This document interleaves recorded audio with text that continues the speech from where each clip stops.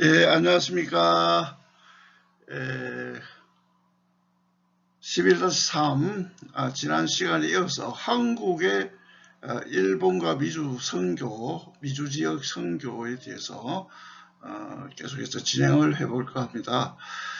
여러분께서 이제 그 11주차의 강의는 이제 만주를 거쳐서 러시아, 그리고 이제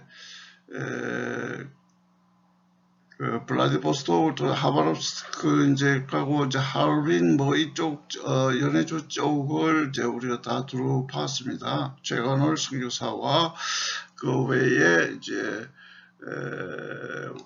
우리가 이제 또 활동하신 그 선교사님들을 좀 보게 되어졌습니다. 특히 이제 감리교 쪽에서는 손정도 선교사님이 아주 훌륭하신 분으로 불림을 받고 있습니다. 자, 그러면 오늘 이제 한국의 선교가 이제 일본도 우리가 일본 강점기에 이제 시작이 되어졌지만은 한국과 일본의 관계 속에서 일본의 유학생들을 우리가 생각을 해보게 되어집니다. 자, 일본 선교는 그야말로 이제 1909년부터 1948년까지를 보겠는데요. 일본에는 뛰어난 우리 젊은 학생들이 오랫동안 한국의 닫혀있는 그런 세계가 얼마나 넓은지를 알지 못하고 있다가 열리니까 이제 결국은 가장 문명이 우리보다 빨리 세계와 접촉되어졌던 일본을 동경하지 않을 수가 없었죠. 일본으로 많은 학생들이 유학을 가게 되었습니다. 이제 한인 교포들도 거기에 가 있고요. 그래서 이제 교회는 선교의 방향을 북방 선교와 아울러서 이제 일본 선교에 대한 관심을 기울이게 되어집니다. 특별히 이제 교파 가운데서는 장로교, 그 다음에 감리교 그렇게 주력을 했습니다만 결국은 연합해서 전개가 되어져 갔던 것입니다. 선교 사역에서 개인별도 있었지만은 그러나 이제 연합 선교가 이루어졌다고 하는 것이 주목할 점입니다. 자, 그러면 이런 일본 선교를 바라보면서 오늘 우리가 이제 공부해 나가는데 일본 선교와 이어가지고 미주 지역 그 선교까지 보도록 하겠습니다. 자, 일본 선교는 동경 유학생 선교가 시작되었습니다. 여러분 그 사진에 보듯이 이렇게 우산의 일본을 생각하게 되시죠. 그래서 이러한 그 동경 유학생들이 결국은 우리나라가 1876년 그 한일 수호 조약이 맺어지고 난 뒤에 문호가 개방이 됩니다. 이제 개화의 눈을 돌리기 시작했고, 그 다음에 이제 그 조정은 그 명치 유신 이후에 서구 문화를 적극적으로 수용했던 일본에 이제 관심을 갖게 되어지는데요. 일본을 시찰하기 위해서 신사유람단을 일본에 파견합니다. 1880년에 신사유람단을 일본에 파견하고 일본에 그들이 머물러 있는 동안에 신학문, 동양의 어떤 옛 학문을 이제 달리 이제 새로운 신학문을 공부하는 유학생들이 이제 생기게 되어집니다. 그래서 1894년 가보 경장 이후 조선 정부는 유학생들을 선발해서 국비로 파견을 합니다. 그래서 양만집 자제 유학생들도 크게 늘게 되었습니다. 초기 일본 선교는 주로 일본 주재 선교사들과 일본 기독교인들에 의해 이루어졌다고 할 수가 있겠습니다. 조선 기독교 청년들 가운데에 그 이후에 일본 유학생들 증가하게 되고 1906년 조선 YMCA에서는 부총무로 사역하던 김정식 씨를 그 동경에 있는 유학생들에게 보내요. 그들의 생을 하나님께 바치고 조국의 장래를 위해 헌신하도록 독려했습니다. 그는 이제 1906년 8월에 동경의 한인 YMCA를 설립했는데요. 당시 동경 한인 YMCA는 단순히 유학생들의 친목 단체가 아니고 지금처럼 뭐 교제하고 뭐 이런 그리고 또 무슨 단순히 무슨 사회봉사하는 뭐 그런 것들은 요즘의 일이고, 그 당시에 이 학생들에게서는 민주운동의 요람지로 발돋움했던 거예요. 그래서 1908년 3월에는 평양 예수교 서원의 정인노 장로가 동경을 방문합니다. 그래서 백남훈, 조만식, 오순형 뭐 이런 유학생들을 만나는 것이 계기가 되어져서 본격적으로 교회가 설립이 되어집니다. 이런 교회 설립 추진이 이루어지고요. 그 다음에 1909년 9월 장로교 동로회는 교회 신보라고 하는데, 교회 신보를 발간하기로 하고 그의 졸업생인 목사 한석진 목사를 사장으로 임명하며 그걸 이제 동경에 파송해서, 동경은 도교입니다. 유학생들에게 3개월 동안 전도하게 했습니다. 그해 10월에 동경에 도착한 한석진 목사는 별도의 가옥을 세뇌해 가지고 조선인 YMCA 사무실 겸 예배당으로 사용했습니다. 이렇게 함으로써 이제 그동안 일본 동경 YMCA에 더부살이를 하고 있던 유학생들은 비로소 자생적인 신앙 공동체를 독립시킬 수가 있었던 것입니다. 그리고 유학생들 대상으로 전도하여 상당한 성과를 올렸는데요. 몇 사람에게는 세례를 베풀었으며 몇 명은 집사로 세움을 세웠고 교회까지도 이제 조직을 했습니다. 그런데 이듬해 1910년이 되면 동로회는 박영일 장로를 전도인으로 세워서 동경에 파견합니다.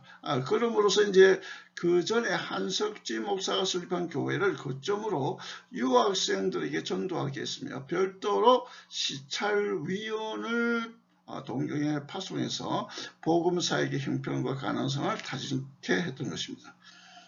당시 유학생들 가운데 158명이 기독교인이었고요. 이들은 조선 YMCA 회관을 빌려 사용하고 있었는데 1911년 목사 안수를 받은 임종순을 유학생들을 위한 담임 목사로 파송하게 되었습니다. 그런데 1911년 동경 유학생 가운데 감리교 출신 유학생들은 따로 예배를 드리는 일이 있었는데요. 별도의 감리교회를 세우고 선교 사업을 추진하자는 움직임이 있게 된 것입니다. 이로써 동경 내 장로교와 감리교가 제각각 이제 흩어져서 나누어서 교회를 설립하고, 자칫 잘못하면 이제 갈등으로 고전될 가능성이 있었기 때문에 장로교 동로회는 감리교와 이 문제를 협상하게 됩니다. 비록 장로교가 먼저 유학생 선교 사역을 시작했지만 장로교와 감리교가 연합하여 동경연합교회를 운영해 나가기로 합의를 했던 것이죠. 이듬해 1912년에 장로회 총회는 다시 감리교회와 협력하여서 동경 유학생을 위한 연합교회를 설립하였는데, 얼마 후 총회가 맡은 일이 지나치게 많아지고 그래서 분주해지니까 장로회 연합선교회에 교회 관리를 위임하게 되었습니다. 일본에 유학한 학생들을 대상으로 한 선교는 어떤 특정 교파를 내세우지 않았고요. 장로교와 감리교가 연합하여 공동사역으로 추진하기로 합의함에 따라 1912년 이후부터 장로교와 감리교는 1년 내지 3년 기간씩 교육자를 교대로 파송하기 시작했던 것입니다. 그리고 1912년에 장로교 선교사 주공삼이라는 분이 이제 파송되어 2년간 사역했고요. 1914년에는 감리교 선교사 오기선이 파송되어 3년간 사역을 했습니다. 이처럼 장로교와 감리교 두 교파가 동경연합교회를 단임하는 목회자를 교대로 파송하면서 새로운 형태의 연합사업 양상으로 추진된 동경선교는 해방이 될 때까지 지속이 되었던 것입니다. 1913년 장로회 총회에 보고된 일본 동경연합교회 현황에 의하면 동경 유학생 전체 500명 내지 600명 가운데 매주일 80명 내지는 100명이 교회에 출석하고 있었다 하고 기록에 남아 있습니다. 장로교회와 감리교회 간의 동경에서의 연합사역은 오늘날 한국 선교사들에게 연합사역을 시도할 만한 방안과 도전을 시사해 준다고 하겠습니다. 동경에서의 장로교 감리의 연합 사업은 선교사들이 사역 현지에서 분열을 지향하고 연합에 충실해야 한다는 모범을 보여준 그러한 사례 역사의 교훈이라고 하겠습니다. 여러분 지금 선교지 여러분 단기 선교도 가보고 하시겠습니다. 가보시면 특별한 것은 없이 그렇게 보이겠지만 상주하시는 선교사님들의 모습을 좀 오래 지켜보면 갈등이 이만저만하네요. 그래서 감리교, 장로교뿐만 아니고 같은 장로교단도 함께 하지 못해서 장로교도 여러 많잖아요. 합동, 통합, 그 다음에 고신, 우리 또 백석, 또 다른 교단도 많다. 침례교, 또 성결교, 여러 교단들이 있는데, 이게 이제, 그 선교지에 나가면 하나의 기독교의 모습이 되어지지 못하는 그러한 점을, 이러한 선교의 사역에 연합한 모델적인 그런 모습을 우리가 교훈으로 삼아야 될 줄 압니다. 두 번째로 우리가 보고는 것은 일본 선교에 있어서 한인 이주자들과 일본 선교 사역에 대해서 우리가 보려고 합니다. 여러분 교과서 266페이지에 있는 내용입니다. 1910년 조선이 일제에 강제 합병된 이후 일본의 경제적 수탈로 인해서 농지와 토지를 빼앗기고 소작농으로 전락한 수많은 한인들은 일감을 찾아 만주, 연해주 그리고 일본 각처 특히 관서지방으로 이주하게 됩니다. 그래서 이제 1917년경부터는 유학생 위주의 선교에서 벗어나 제일 한국인 노동자들을 포함하는 선교로 대상이 확대되기 시작합니다. 일본 각처의 교회가 설립하게 된 것이죠. 관서지방의 경우 1917년 고베신학교에 유학 중이던 정덕생 목사는 한인 노동자들을 위한 전도 사업을 펼치게 되었습니다. 그 결과 1918년 고베와 요코하마에 교회가 설립되었고 1921년에는 오사카에 교회가 설립되었습니다. 이처럼 일본에 유학한 신학생들 중심으로 제1한인 노동자 거주 지역에서 선교활동과 교회 설립이 활발하게 이루어졌습니다. 1920년대는 30만 명 이상의 한국의 남녀 노동자들이 일본으로 건너왔는데 이들을 중심으로 관서지역에 많은 교회들이 들어서게 됩니다. 동경에서는 선교 사업이 활발하게 진행되어졌고요. 1919년 3월 1일 3.1 운동이 일어나기 한 달 전쯤에 동경 YMCA에서 28 독립선언문이 발표되었습니다. 동경 이외의 지역에 대한 전도사역도 3.1 운동 이후 활성화되었습니다. 일본 선교 사업이 확대되자 한국예수교 연합공의회는 1927년 케라라 장로회의 제1한국인 선교에 참여해 줄 것을 요청했고 영이라는 선교사님이 이제 일본에 파송되어 관서지방 한인 선교가 더욱 탄력을 얻게 됩니다. 그래서 동경 이외에 오사카, 고베, 나고야, 교토, 나라 등지에서 한인 교회가 계속해서 설립이 되었던 것입니다. 그 결과 1934년 현지 일본 제1조선기독교회라는 장로교와 감리교의 단일교단이 설립하게 되어집니다.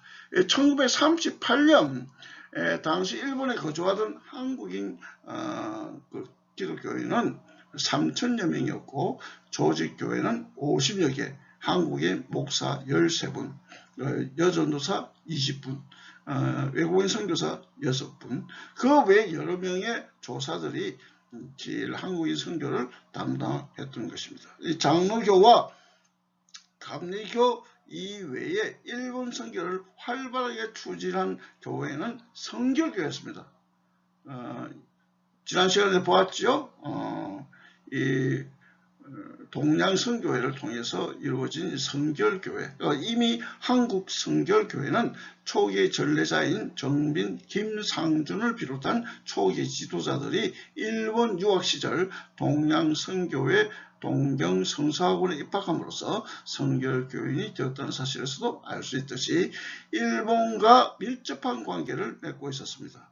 그 이후에도 동경성서학원에 유학하는 학생들이 계속 있었고 1920년대에 동양선교회가 성결교회로 조직을 정비하면서 일본에 있는 교포 선교를 추진하게 되었습니다. 1927년 4월에는 졸업생 윤나경을 곧바로 전도사로 파송하여 동경의 교회를 설립하였습니다. 자, 그리고 이제 동경에서 전도사역과 봉사활동이 이제 시작이 되어지는데요. 일본 주재 한국 선교사들은 복음 전파뿐만 아니라 사회 봉사 영역에도 깊은 관심을 가졌습니다. 일본 선교는 대체로 사회 복음에 대한 관심을 우리나라보다도 일찍이 눈을 뜨고 시행했던 것으로 합니다.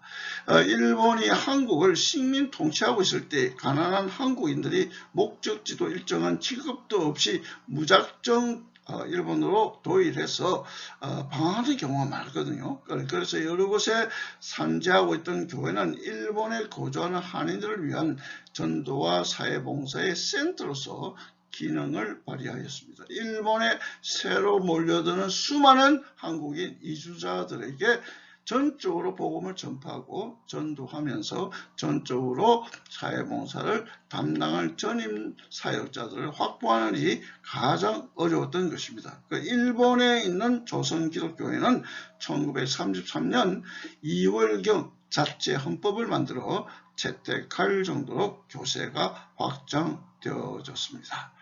자, 그리고 일본 선교를 우리가 마무리하면서 특징과 의의를 한번 보겠는데요. 일본 선교는 일본이 지배국가인 반면에 한국은 피지배국가였어요.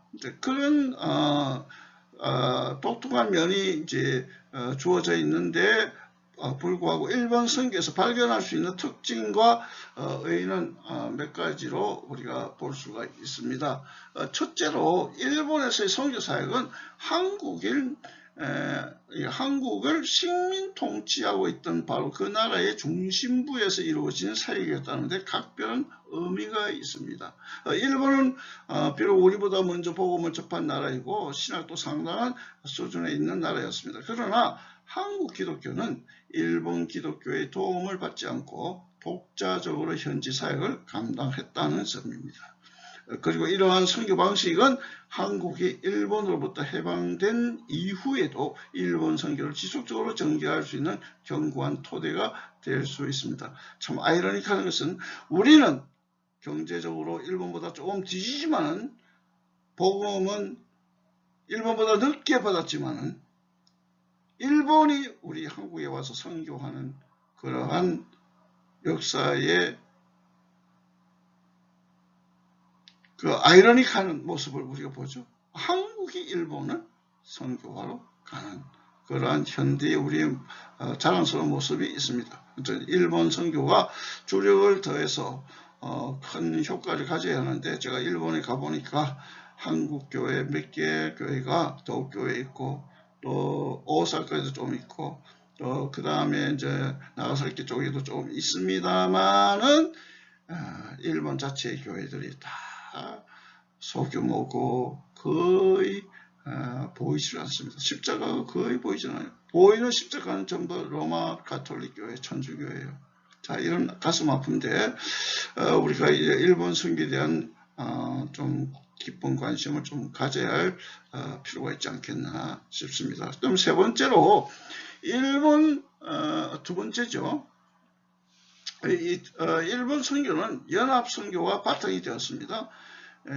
장로교와 감리교는 일본 동경의 교파를 구분해서 각기 별도의 교회를 세우지 않고 이를 초월해서 하나의 연합교회를 설립하였다. 이것이 이제 당시 그 미주의 그 하와이, 샌프란시스코 뭐 이런 한인 여러의 동포교회가 있었지만 모두 본국 교파주의의 영향으로 세워진 교파교회였지 연합교회 체제가 아니었습니다. 그런데 동경에 세워진 교회는 최초의 한인 동포들로 설립된 연합교회였다.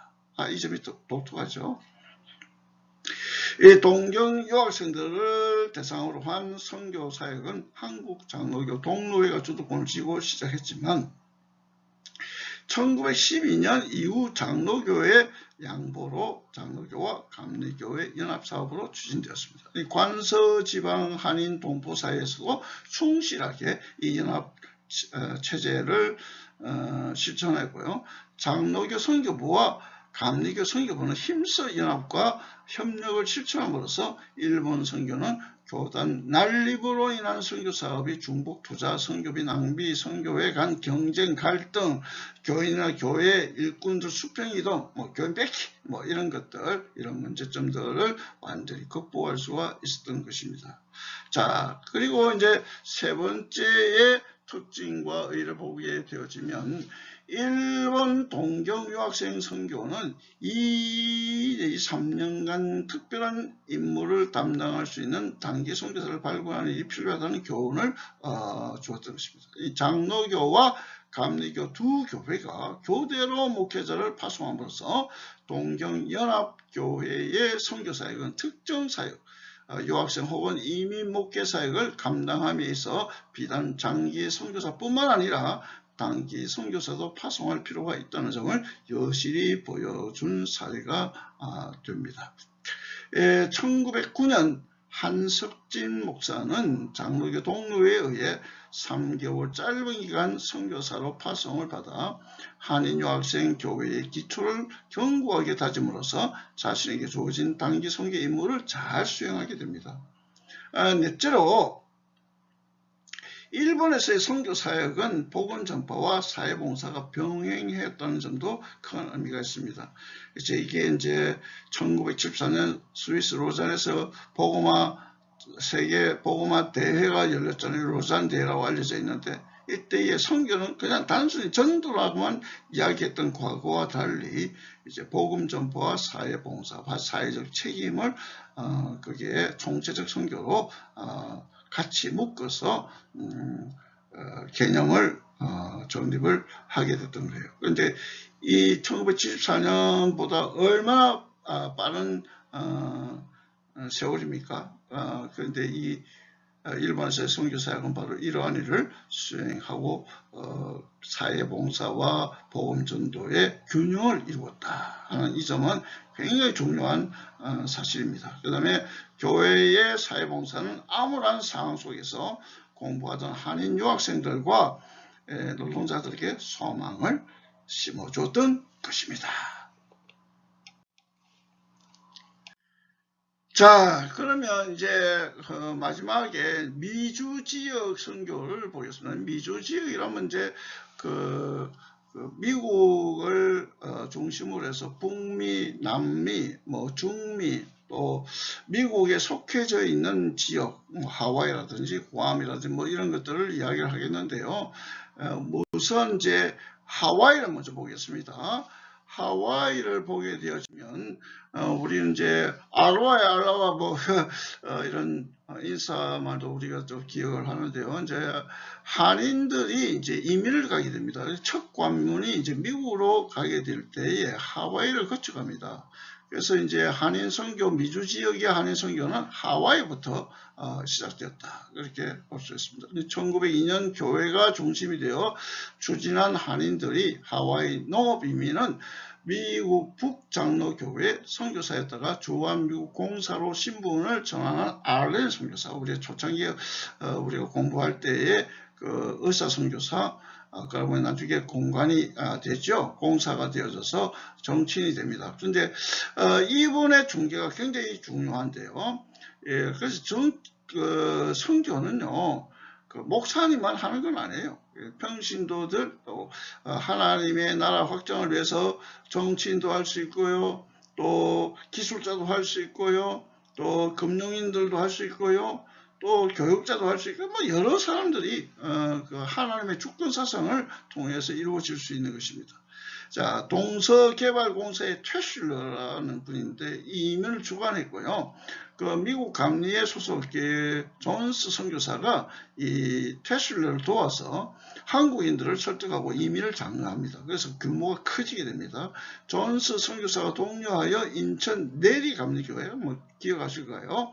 내리감리교회에서 한 50명이, 남녀 50명이 지원했고요. 이 교회의 중심이 되어져서 집단으로 이주하게 됩니다. 그 다음에 1902년 12월 22일에 인천을 출발한 1차 이민단 121명을 인솔하는 책임자는 내리교회의 직원이었던 장경화라는 분입니다. 이제 안정수가 통역광으로 동성했고요. 홍성하 전도사님이 그들의 신앙 지도를 맡기 위해 동행을 했었습니다. 그래서 이제 하와이 선교가 이제 시작된 지 도착하자마자 이제 농장으로 가게 되죠. 이제 청교도들이 처음에 이제 미국에 도착했을 때 먼저 교회를 설립했지 않습니까? 이처럼 마찬가지로 1903년 오하우섬 가우쿠와 알루아 농장과 호놀룰루의 교회가 설립이 되었습니다. 이후 각 섬의 농장마다 교회가 설립되어져서 1910년 당시 한인교회 수가 35개에 달했대요. 권사님이 벌써 이제 27분. 감리교 권사는 장로교하고 좀 틀리죠.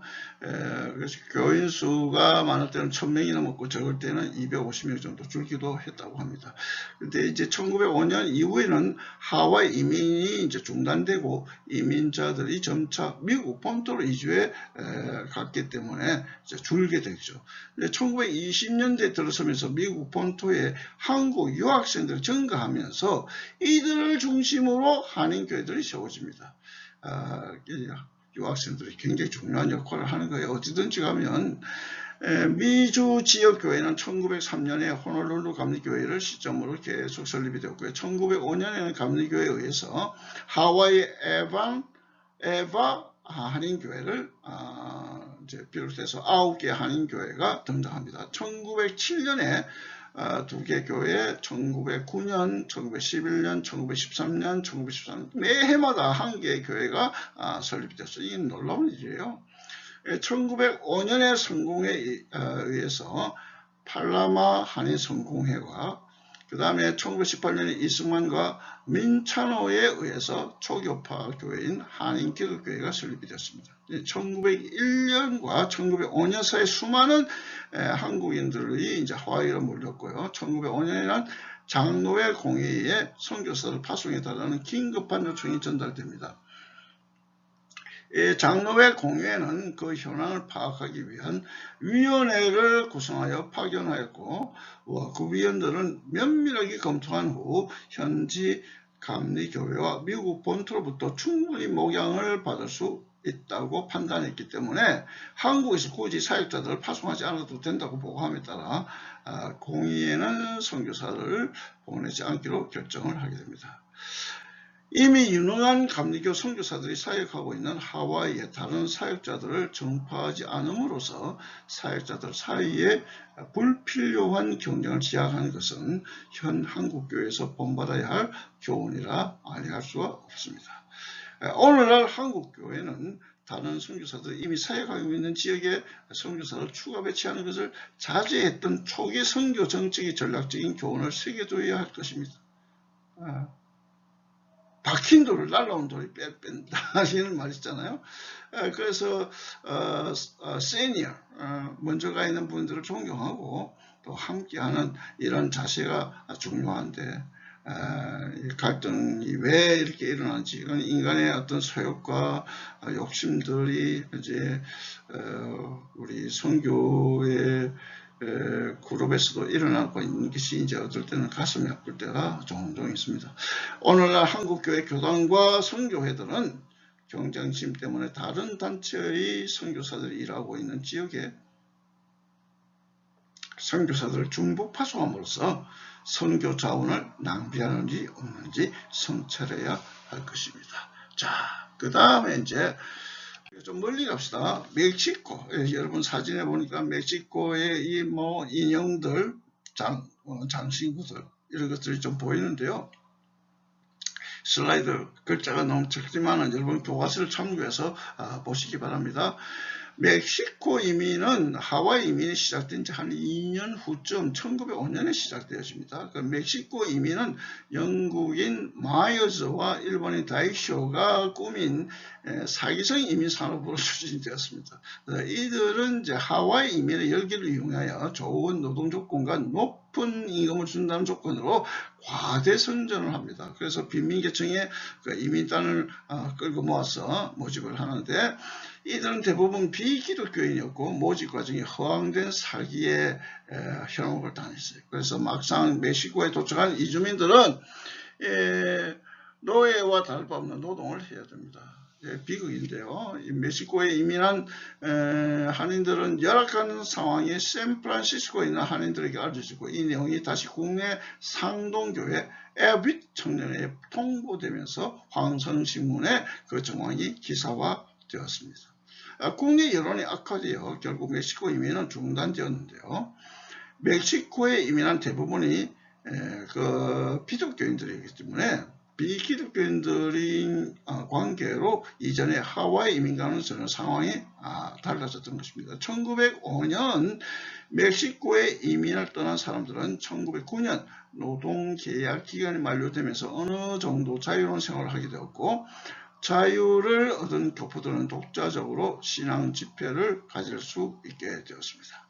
1908년 10월 5일 김세원, 황명수, 이근영, 방경일, 신광희, 조병하, 정준식 등 메르다이스 전도회를 조직하고 예배를 드렸는데 이들은 1909년 샌프란시스코에서 미주 지역 캘리포니아, 멕시코에 각 근교에 있는데 거기 사는 동포들을 위해 파송되었던 방화중 목사라는 분이 있습니다. 이분의 신앙을 지도를 받으면서 그해 5월 12일 정식으로 멕시코 한인 선교회를 조직하게 됩니다. 그러나 방화중 그 이후 김재선 전도사가 이 조직을 맡아 이끌었으나 교포들이 자주 이동하면서 안정된 기반을 갖추지 못해 크게 성장하지를 못했습니다. 자, 이제는